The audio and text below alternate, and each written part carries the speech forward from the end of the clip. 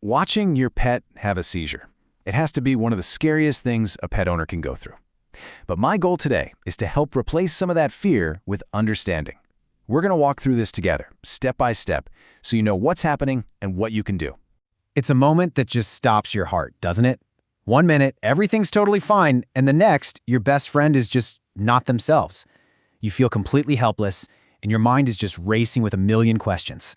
Okay, first things first, you are not alone in this. So many pet owners face this exact situation. So today, let's pull back the curtain. Let's demystify what a seizure actually is, why it might be happening, and most importantly, how we can help them. So what is really going on inside your pet's brain during one of these episodes? Well, the best way to picture it is like a sudden, totally uncontrolled electrical storm. It's really important to know that a seizure isn't a disease in and of itself, it's actually a symptom. Think of it as an outward sign that the brain's usually very organized electrical signals have just been, briefly hijacked by a massive, chaotic surge. Yeah, that electrical storm analogy really works. Or you could think of the brain's wiring like a complex computer circuit. A seizure is kind of like a short circuit, a sudden, intense burst of energy that disrupts everything for a moment before the system reboots itself. Okay, so that leads us to the next really big question.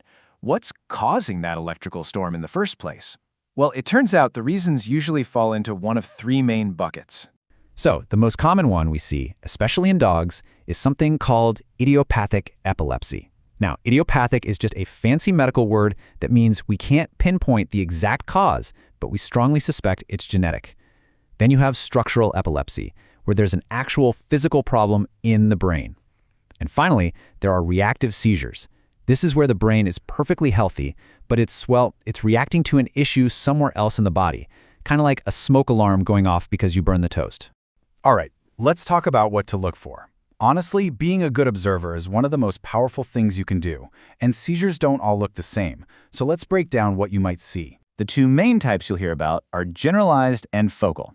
Now, a generalized seizure is the one most people picture, right? The pet might fall over, lose consciousness, and their whole body is involved. But a focal seizure is much more localized. It could be something as subtle as a twitching face or a strange behavior like snapping at imaginary flies.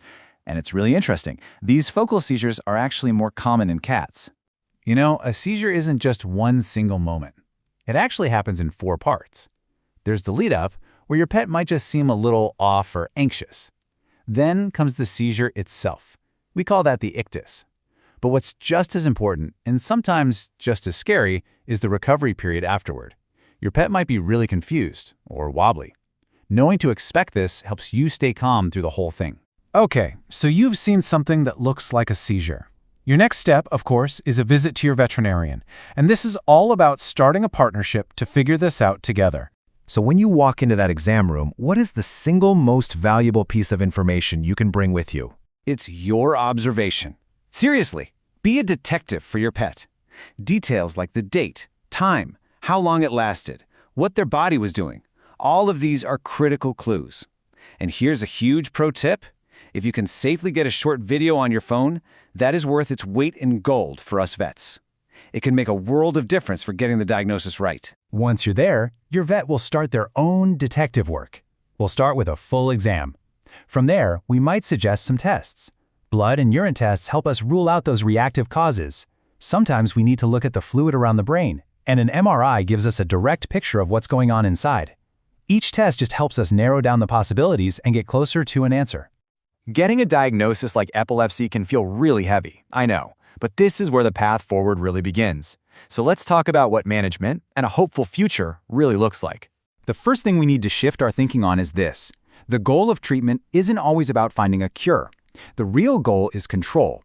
It's about reducing how often seizures happen and how severe they are so that your pet can go on living a happy, wonderful, normal life. It's all about quality of life. And listen, there is so much reason to be hopeful. For dogs with the most common type, idiopathic epilepsy, we see that medications can successfully control the seizures in about 60 to 70% of them. That's a huge number. It means a great quality of life is absolutely achievable for most of these pets. You see, it's all a balancing act. With any medication, we're trying to hit that sweet spot. We want to reduce the seizure frequency and severity, while at the same time making sure there are minimal side effects. It all comes back to that one single thing, making sure your pet has an excellent quality of life.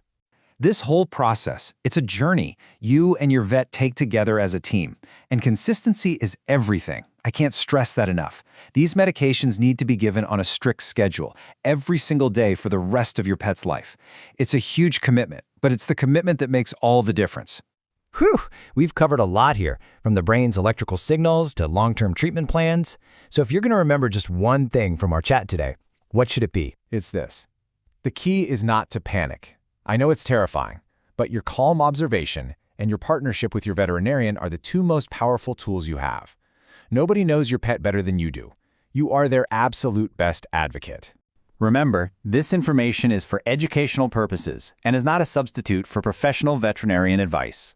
If you have any concerns about your pet's health, please consult with your certified veterinarian. They are your best resource for ensuring your companion lives a long, happy, and healthy life.